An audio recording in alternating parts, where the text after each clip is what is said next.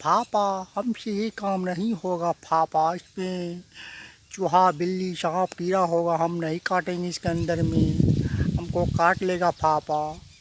और ये काज कह सके के तो जी बिहार बोर्ड से पढ़ने सकरे बुते ई काज कह सके। सब छिलल मुर्गा बुते कहियो न भ सकै छै। ई सब काज कह सके अहाँ के काला जामुन। वेलकम करै छी अहाँ के नया ब्लॉग में एकटा फेर से। आशा करै छी अहाँ सब नीके हैब। हमहूँ ठीके छी, सब आदमी अपन काम दिनचर्या में लागल छी। हम सब भोरे उठलहुँ है 6 बजे, आयल छी बाध घूमय लए। घूम के कनी मनी छै गाय के सुदाम तुदान और काट ले छी, तकर बाद चल जाओ। आयल छलहुँ हम तो देखलिए जे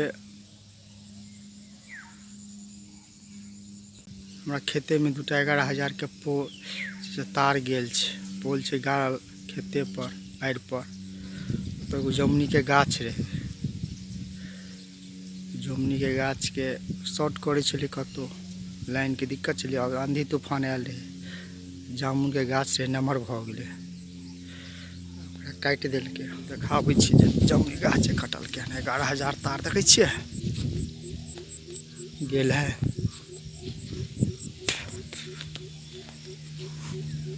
यह खेत छै, जमुनी कटल के तकरा हटा दै छियै तऽ ठीक रहतै, पर सूखि जेतै बढ़िया से। सूखि जेतै तऽ बढ़िया, तहन लऽ जेबै गाम पर।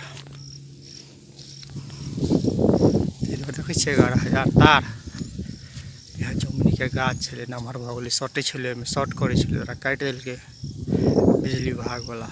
काटि देलकै तब तऽ भऽ गेलै जंगल, खेत गेलै भरि। तऽ कहलियै एकरा हटा दै छियै,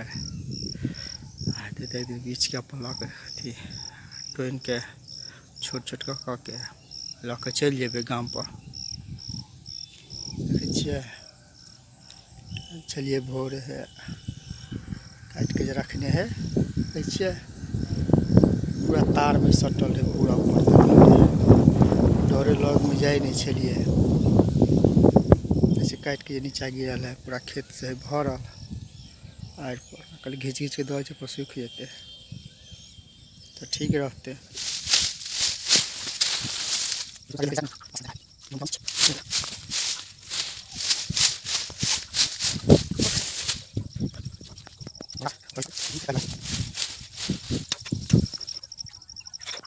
जेबै घूमय लए तऽ अहाँ के रंग बिरंग के छोट मोट पौधा उधा सब देखे के मिलत। अहाँ के आइडिया नहीं रहत जे ई गाछ के कोन काज होइ छै। सबटा तऽ घासे हो जाइ छै, लोग सब काटि उट के लऽ गेल घर पर, अपन माल जाल के खुआ देलक। कते आदमी आगे जे छै से तही में एकटा गाछ हमरा एगो नजर आयल हन, देखल छी ओकर फर तते सुंदर लगे है देखे में, तकर कोनो जवाब नहीं। अब हम अहाँ के देखाबै छी, एहिठिन छै गाछ, वह हम देखा रहल छी अहाँ के। देखिए गाछ कते सुंदर लगे है देखे में, यानी कते नीक लगे है। एहिमे एगो फर देखियो केहन, कथी के फर है चिन्है छियै? अगर केओ आदमी बुझैत हैत तो जरूर कमेंट करके बताएब। देखियो सौंसे छै फर, एते सुंदर लागे छै कर फल देखे में, जकर जवाब नहीं छै। ये देखियो 2टा ये पूरा लम भरल छै सौंसे। एतऽ जेबै अहाँ के देखा पता नहीं कथी के फल छै, एकर कोन काज होइ छै। देखे में तो बड़ सुंदर लागे छै, देखे में बड़ नीक लागत। देखिए फर कते सुंदर एकदम गोल गोल, यह छै। पता नहीं अब कथी के फर छै। अगर केओ आदमी बुझैत हैत तो जरूर कमेंट करके बताएब जे कथी के फर छै। तो जंगली घास किछु ने किछु जरूर एकर काज होइत है, जे हमरा अहाँ के नहीं बुझल। और केओ बुझैत हैत तो जरूर कमेंट करके बताएब। यह गाछ चलिए घूमय लए। आंधी तूफान जे आयल रहे तो कते गाछ वृक्ष सब छै से अहाँके सूखल कच्चा सब तरह के गिरले। तही में देखियो भैया छै गिरले हन जे खेते में गिर पड़ले हन गाछ। सूखल शीशो छले।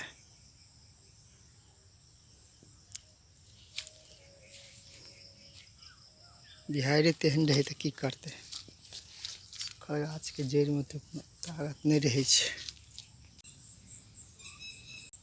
बाद जेबे घूमे ला तो छोट छोट किसान सब देखे छियै बिरार के तैयारी कर रहा है। देखे छियै देखाबै छी जूम कऽ के देखियो देखिए बिरार के तैयारी कर रहा है। धान के बिया जो है तकर तैयारी कर रहा है किसान सब। देखे छियै एकटा हैया इहो बेचारा धान के बियान के छिटते छीट दिलके हन। आ देखिए चौकी में रस्सी बांध के हाथ लऽ के घींच रहा है ताकि एक रंग भ जाए। इहो बीए बौ करे में लागल ये। बाद में जेबे तो अखन तो नॉर्मल बात है। सब अहाँ के सौंसे भेट जाए देखे में कोनो दिक्कत नहीं। रंग बिरंग के लोग सब अहाँ के भेटत सौंसे। कोई मूंग तोड़ रहल तो कोई सुडान चाहे जनेर तनेर काटे ले आयल। एहि में एकोटा CBSE वाला बच्चा ई काज कऽ सकैया। ओकरा बुते छैहे नहीं ई काज कऽ सकैया अहाँ के बिहारे बोर्ड के बच्चा। CBSE वाला देखा तो कहते फाफा ये क्या है हमको हम नहीं काटेंगे।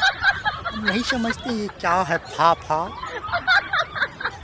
हम जे छै से कोनो CBSE में पढ़ने तो बिहार बोर्ड के बच्चा छै। साला कोनो काज दियो एकदम धर धरा के बेटी चोट कर दियो। न जंगल न झाड़ न सांप न कीड़ा न कुछो न ये न वे जे काज एकदम दंगदंगा के कर दियो। नो भवर में बैसल छी हेतै छिलल लीची बुते हेतै कहियो बैठल कहियो नहीं।